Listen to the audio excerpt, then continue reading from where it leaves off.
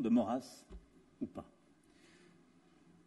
Ce sont des historiens, un groupe d'experts qui ont déterminé ce qui est non pas un hommage national qu'il faut rendre à une personne, mais l'inscription des dates qui ont fait l'histoire de France. Maurras a participé à l'histoire de France. Et je crois que ce n'est pas une bonne idée ni une bonne réaction collective de vouloir l'effacer. Est-ce que cela veut dire pour autant que Maurras est un auteur qu'il faut recommander? Non. Mais rappelez-vous le cœur du combat que nous avons ensemble conduit, et je connais beaucoup de visages amis dans cette salle, pour lutter contre le racisme et l'antisémitisme.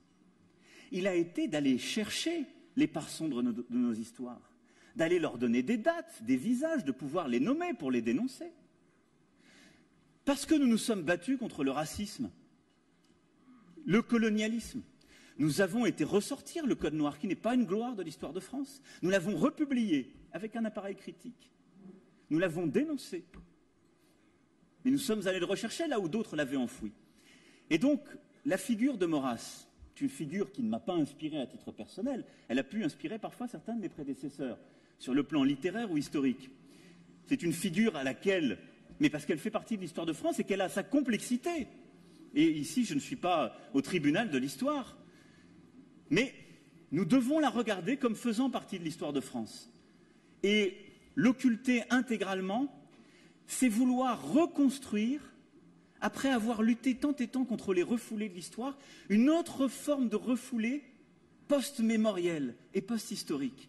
Et ça dit quelque chose de nos propres faiblesses, je vous assure. Réfléchissez, s'il vous plaît, à cela.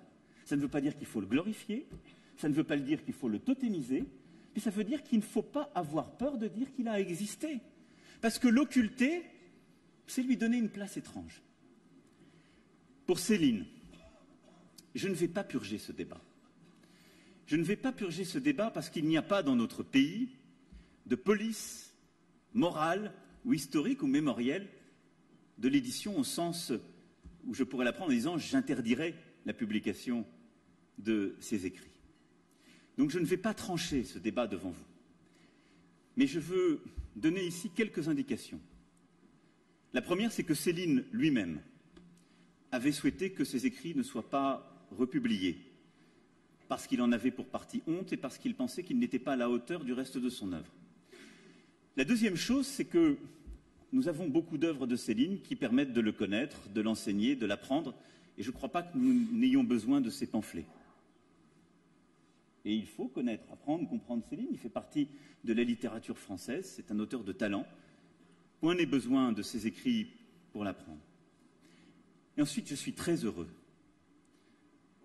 que dans notre pays, dans notre République, il puisse y avoir des éditeurs qui se posent cette question, mais qui puissent décider de ne pas la purger parce qu'il y a des consciences qui s'éveillent, qui dénoncent, qui expliquent pourquoi, parce qu'il y a des intellectuels qui se mobilisent et parce qu'il y a ce débat critique adulte. Je pense que ce que vous avez dit tout à l'heure, cher Serge, vaut mieux que tous les interdits ou toutes les décisions venant d'en haut. C'est le cœur vivant de ce qu'est la République. Un débat permanent et exigeant. Mais vous avez compris, je crois, de quel côté j'inclinais.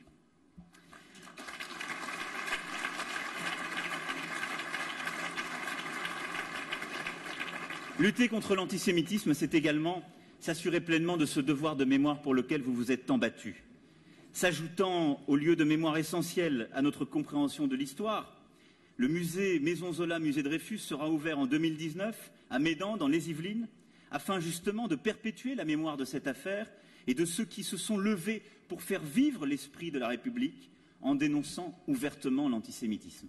Et ce combat dans l'imaginaire, ce combat de mémoire est l'un des meilleurs antidotes à cet antisémitisme qui ressurgit ou se reconstruit. C'est pour ça que je prends un peu de temps pour expliciter ma position. Parce que si quelque chose renaît aujourd'hui, c'est que quelque chose réapparaît, des racines dans notre société qui ont conduit au pire de l'antisémitisme. Enfin, mener ce combat, c'est aussi le mener sur le plan international. Je me suis très clairement exprimé sur ce sujet, vous l'avez rappelé, et je souhaite que notre gouvernement travaille avec toutes les organisations internationales, les États, en Europe et dans le monde qui œuvrent et qui luttent avec les fondations et les institutions culturelles engagées dans ce domaine pour notre mémoire partagée et contre l'antisémitisme. C'est pourquoi je souhaite également que les liens se renforcent avec Israël. Nous aurons cette année, Madame l'ambassadeur, nous aurons cette année la joie d'accueillir une saison croisée France-Israël, de mai à octobre 2018. Dans les deux pays, plus de 100 manifestations vont être organisées dans tous les domaines. Les arts visuels, le théâtre, le cinéma, la mode, la gastronomie, l'innovation, la science seront à l'honneur. Et je tiens à ce titre à remercier l'Institut français et le comité des mécènes pour leur soutien décisif à cette programmation. Ce sera un moment historique qui vise, au-delà des dizaines d'institutions impliquées dans cette saison et des milliers de spectateurs qui y participeront en Israël et en France, à rapprocher nos deux sociétés, françaises et israéliennes, pour les années à venir. Mais les échanges entre gouvernements ne suffisent pas, y compris pour parler de paix et de sécurité. L'action de la société civile est indispensable.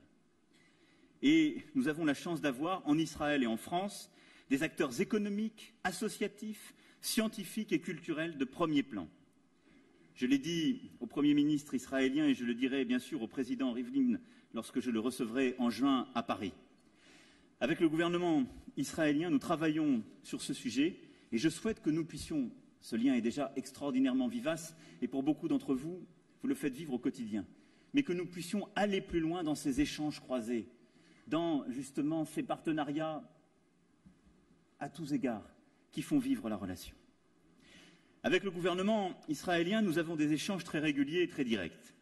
Le Premier ministre Netanyahou et moi avons eu à plusieurs reprises de longs entretiens diplomatiques. Nous travaillons ensemble sur la situation au Moyen-Orient et notamment sur la menace que représente l'influence militaire de l'Iran, que ce soit en Irak, en Syrie ou au Liban. Et sur ce sujet, la France a pris une position claire de respecter les traités qu'elle avait elle-même participé à mettre en œuvre et qu'elle avait signés, mais de le faire avec une exigence, un réalisme, pour lutter contre l'activité balistique et l'emprise régionale de l'Iran. C'est ce qu'avec nos partenaires britanniques, allemands et américains, nous continuons de faire de manière régulière et j'espère que nous resterons dans le cadre qui est aujourd'hui le nôtre, mais avec une volonté claire et sans ambiguïté. La sécurité d'Israël et la lutte contre toute politique d'agression à l'égard d'Israël qui est un des éléments que nous prenons en compte au premier chef dans notre action diplomatique dans la région.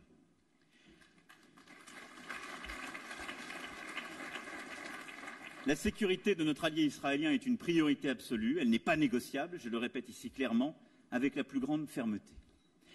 Et dans nos échanges avec le gouvernement israélien, il y a aussi des points, évidemment, qui sont des points de désaccord relatifs. Ils existent.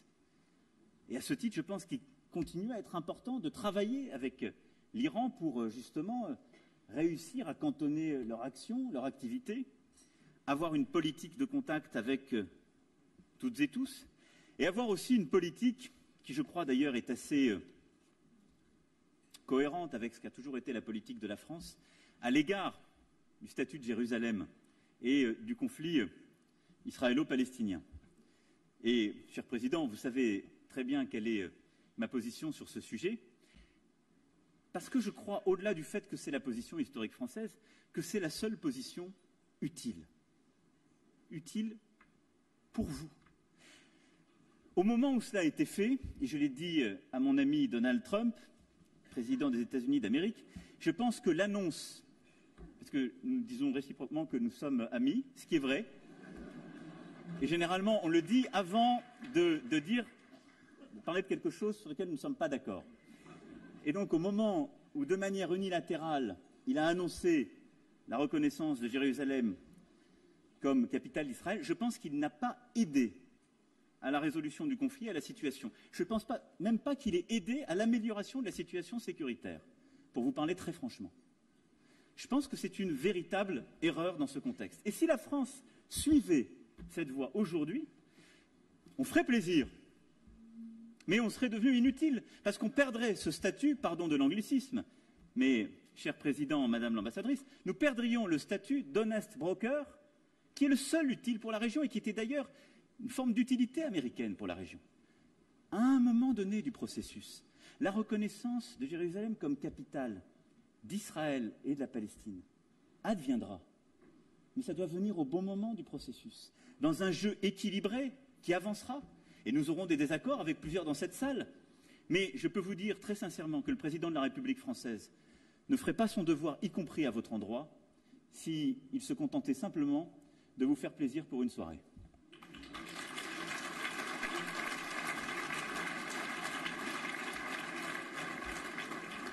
Parce que sur ce sujet, comme sur beaucoup d'autres, la solution viendra du dialogue, et elle viendra au premier chef du dialogue entre les partis sur le terrain. Et donc ce que je souhaite faciliter, ce à quoi nous allons œuvrer, et continuer à œuvrer, méthodiquement, patiemment, et avec d'ailleurs nos amis américains, c'est de pouvoir trouver une solution construisant la paix et agréée par les deux parties sur le terrain. Personne ne construira la paix sur le terrain, à Washington, à Paris, à Bruxelles ou ailleurs. Ça n'est pas vrai. Les associations qui luttent pour les droits de l'homme et les libertés fondamentales ont vocation également à participer directement à ce travail diplomatique, à cet élan collectif vers la paix, et je sais pouvoir compter sur leur engagement.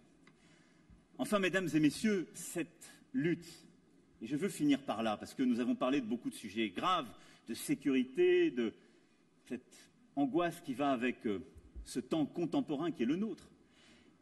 Mais s'il y a une chose qui fait que la République n'existe pas sans les Juifs de France, et que nous sommes un pays où chaque semaine les Juifs en France prient pour la République, c'est qu'il y a quand même un lien qui dépasse tout cela et ce contexte. Et ce lien, c'est un goût unique en commun pour l'universel et l'espérance. Et cela, rien ne doit nous l'enlever. Ce lien, c'est celui qui fait que les Juifs partout ont toujours cru dans le progrès, dans l'espérance, dans la raison, dans la lutte contre le relativisme et la défense de la science. Vous l'avez rappelé, dans cette foi positive où on hiérarchise les paroles, qui est aussi au cœur du projet républicain. Et donc, quel que soit le contexte, quels que soient les jours, même lorsqu'il y a des jours mauvais, vous vous souviendrez qu'il y a une détermination absolue à la tête de l'État. Mais vous vous souviendrez aussi qu'il y a ce pacte séculaire entre la République et les Juifs, qui est ce pacte pour l'universel et pour l'espérance. Et cela, aucun vent mauvais ne peut l'enlever. Et il y a justement, dans cet esprit en commun, l'antidote à tout ce que nous avons évoqué ce soir, le meilleur antidote. Le fait que la réponse n'est pas dans une crispation, un repli, un rejet de l'autre, elle est dans cette espérance jamais déçue.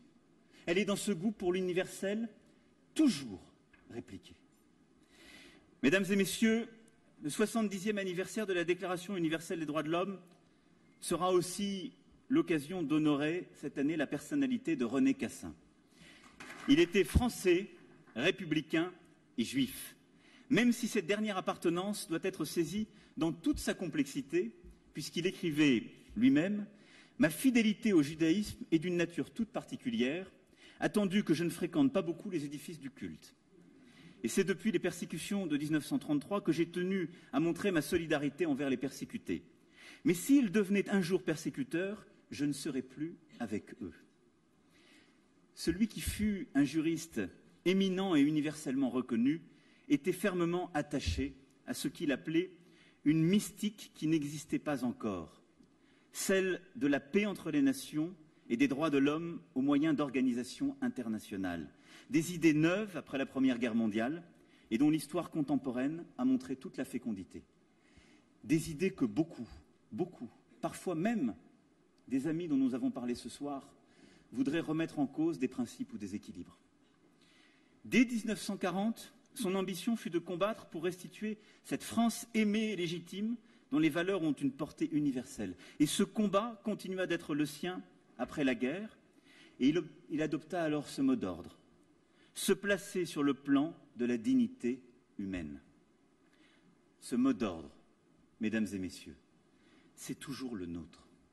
Nous devons chaque jour le faire vivre. La dignité, c'est bien sûr protéger chaque citoyen, ne pas permettre qu'il soit discriminé à raison de ses origines ou de sa croyance. Et force doit rester à la loi, mais force doit aussi rester à la vérité.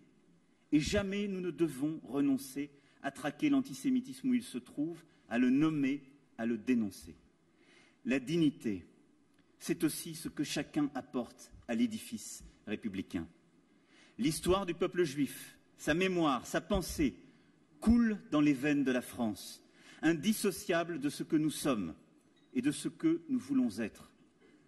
Ainsi, ce n'est pas seulement la République qui protège et continuera à protéger votre dignité, c'est aussi vous qui forgez la sienne. Vive la République et vive la France.